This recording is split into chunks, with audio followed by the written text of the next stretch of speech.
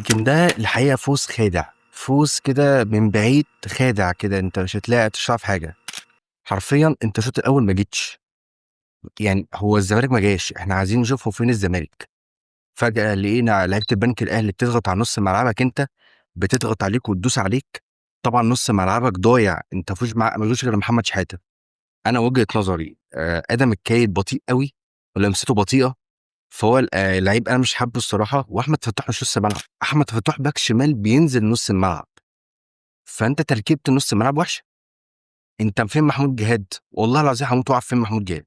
انت لما احمد ربيع نزل الدنيا اتفكت شويه، لان ابتدى بقى ان انت يكون عندك شحاته واحمد ربيع فوقيهم، وقدامهم كان محمد السيد. فكان تركيبه نص الملعب كانت كويسه تقدر ان انت تكسب بيها.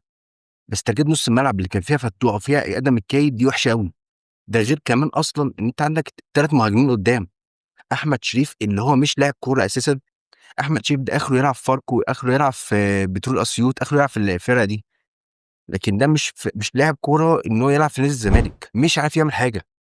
اصل انت مش لاعب مهاجم، لعبته لا بتلعبه هو وينج شمال، اقسم بالله ما عارف يلعب بالكوره، مش عارف يعمل حاجه. لانه ولا هو عن ان هو مهاجم، ومهاجم وحش يعني، مش مهاجم ان هو ايه من لمسه واحده يعرف يجيب جون ومتحرك ومش عارف ايه، ما يعرفش يعمل الحاجات دي. بس نوعا ما لازم تقول ان الشوط الاول احنا ما قدمناش حاجه، اللي الشوط الثاني قدمنا.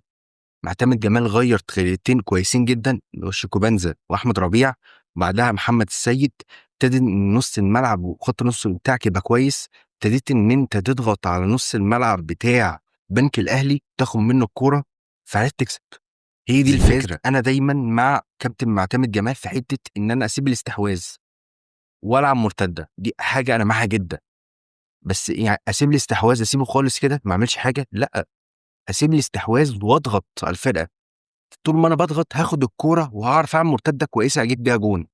انما فكره ان انا انزل فتوح، انزل ادم الكاي، اللعيبه مش بتضغط، اللعيبه سايبه الكوره، انا كده بموت.